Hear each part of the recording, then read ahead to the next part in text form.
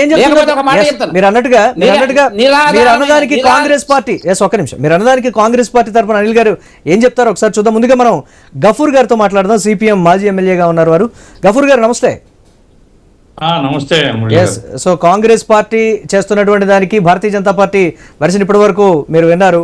ఏది అసలు ప్రజలు దేన్ని నమ్మాలి ఏంటి, అసలు నిజంగా ఆ స్థాయిలో విమర్శలు చేస్తున్న స్థాయిలో ఎలక్షన్ కమిషన్ విషయంలో జరుగుతుందా అంటే ఒక ప్రశ్న, ఏం చెప్తారు? ముందుగా మీకు మిగతా పెద్దలకు నమస్కారం అండి. ఇప్పుడు మురళి గారు ఎలక్షన్ కమిషను యొక్క ఫంక్షనింగ్ మీద, దాని నియామకం మీద, ఆ తర్వాత ఇప్పుడు ఓటర్ లిస్టులు, కొత్తగా ఓటర్ లిస్టుల మీద, ఈవీఎంల మీద దీర్ఘకాలంగా చర్చ జరుగుతుంది. ఇప్పుడు ఎలక్షన్ కమిషన్ అనేది దేశం యొక్క ప్రజాస్వామ్యాన్ని కాపాడడంలో కీలకమైనటువంటి సంస్థ అండి. ఎందుకంటే ప్రజాస్వామ్య పద్ధతిలో ఎన్నికలు జరిగినప్పుడే ప్రజాస్వామ్య ప్రభుత్వంగా ఓ ప్రభుత్వం ఎన్నికవుతుంది. అట్లా కాకుండా ఎలక్షన్ కమిషనే లొంగిపోతుంది అనుకోండి, అప్పుడు ఎన్నికలు తొత్తడంగా మారుతాయి, ఒక ఫార్స్గా మారుతాయి.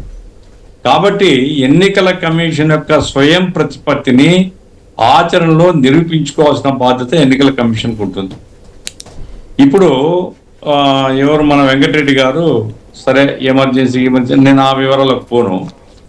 నేను ఒకటే అడుగుతున్నాను, ఇప్పుడు ఎలక్షన్ కమిషన్ నియామకం ఇంతకుముందు prime minister, leader of opposition, supreme court chief justice, ఈ ముగ్గురుతో కూడినటువంటి కమిటీ యొక్క ఆమోదంతో చీఫ్ ఎలక్షన్ కమిషన్ నియామకం జరిగేది.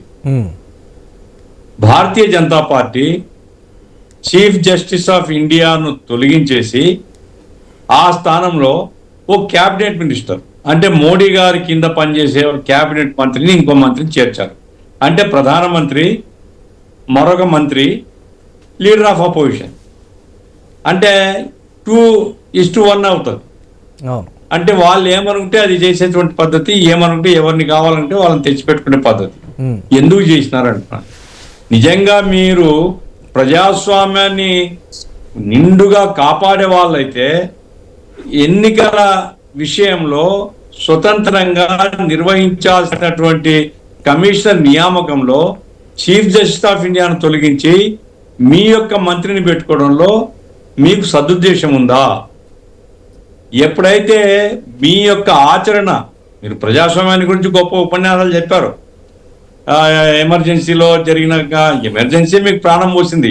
ఎమర్జెన్సీ నుంచే భారతీయ జనతా పార్టీ ఏర్పడిన తర్వాత అప్పటికి లేదు. గఫూర్ గారు అంటే ఎమర్జెన్సీ సమర్థిస్తున్నారా మీరు? నేను విక్టిమ్. ఎలక్షన్ కమిషన్ చేసిన దాన్ని సమర్థిస్తున్నారు. సబ్జెక్ట్ డివియేట్ అవుతుంది. వెంకటరెడ్డి గారు ప్లీజ్. రాజ్యాన్ని ఏర్పాటు చేశారు. మీ యొక్క పెగాసస్ యొక్క దుర్మార్గాలు, అర్బన్ నక్సల్స్ పేరుతో మనం ప్రస్తుత రాజకీయాలు వెంకటరెడ్డి గారు గఫూర్ గారు మనం ప్రెజెంట్ టాపిక్ ఎలక్షన్ కమిషన్ ను మీరు మీ ఇష్టం వచ్చినట్టుగా పెట్టుకోవడానికి అనుకూలంగా ఏర్పాటు చేసుకున్న ఉద్దేశం ఏమిటి? ఎప్పుడైతే మీ ఉద్దేశం అది క్లియర్ గా లేదో, మీరు దురుద్దేశంతో ఏర్పాటు చేసుకున్నారో, ఎవరైనా ఆరోపణ చేయడానికి స్కోప్ మీరే ఇచ్చినారు. నంబర్ 1. నంబర్ 2, మురళి గారు నేను ఒక్క విషయం అడుగుతాను ఎలక్షన్ కమిషన్ ఫంక్షనింగ్ గురించి. ఇప్పుడు ఏపీలో పోయినసారి ఎన్నికలు జరిగిన అసెంబ్లీ ఎన్నికలు, మిగతా రాష్ట్రాల ఎన్నికలు జరిగాయి, బెంగాల్లో ఎన్నికలు జరిగాయి. బెంగాల్లో 5 ఫేజ్లో 7 ఫేజ్లో పెట్టినారు ఎలక్షన్లు. ఎందుకు? బీజేపీ నాయకులు, అంటే ప్రధానమంత్రి మోడీ గారు, ఆయన రాష్ట్రం అంతా తిరగడం కోసము 42 సీట్లు ఆదాయం పెద్దగా లేవు. మరి 42 సీట్లు ఉండే చోట 5 దఫాలుగానో 7 దఫాలుగానో మీరు డేట్లు పెట్టుకొని లాస్ట్ డే వరకు ప్రధానమంత్రి ఆ రాష్ట్రంలో తిరిగేటట్టుగా ఎలక్షన్ కమిషన్ ఒప్పుకుందంటే ఆ ఎలక్షన్ కమిషన్ నిష్పాక్షంగా ఉందా? ఎలక్షన్ కమిషన్ నిష్పాక్షంగా లేదు. నంబర్ 2. నంబర్ 3, రాహుల్ గాంధీ గారు కొన్ని ఆరోపణలు చేస్తున్నారు.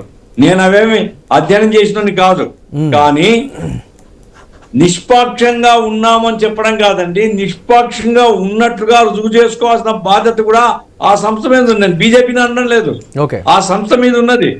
ఆ సంస్థ ఆన్సర్ చేయాలా. ఇప్పుడు నిర్ణయం అంటున్నారు, మీరు అఫిడవిట్ ఇవ్వండి అంటున్నారు. అఫిడవిట్ ఇవ్వాల్సిన పని లేదు. దేశ పౌరుడిగా నేను ఆరోపణ చేస్తాను. Okay. సమానం చెప్పాల్సిన బాధ్యత ఎలక్షన్ కమిషన్ది. ఉమ్, సమానం చెప్పడానికి నువ్వు అఫిడేటివ్ కోర్టా ఏమన్నా అఫిడేటివ్ ఇవ్వడానికి? కాబట్టి ఇప్పుడు ఏం చెప్తున్నారు? ఎందుకు తొలగించినామో మేము చెప్పాల్సిన పని లేదు, మా దగ్గర ఆ వివరాలు లేవు. అట్లాగే ఆ వెబ్సైట్లో మొత్తం ఖాళీ అయిపోయినాయి చాలా రాష్ట్రాల లిస్టులు. నేను చెప్పేది ఏమిటంటే ఇప్పటికిప్పుడు కొంప మునిగిపోతున్నదనే లేదు. ఎలక్షన్ కమిషన్ యొక్క ఫంక్షనింగ్ గురించి సీరియస్ గా డిస్కస్ చేయాల్సినటువంటి అవసరం ఉంది. ఆ రకంగా కనుక సీరియస్ డిస్కషన్ జరగకపోతే voter list prepare voter list లో ఇప్పుడు ఎలక్షన్ కమిషన్ ఢిల్లీ నుంచే ఇవన్నీ చేర్చిందని నేను చెప్పడం లేదు.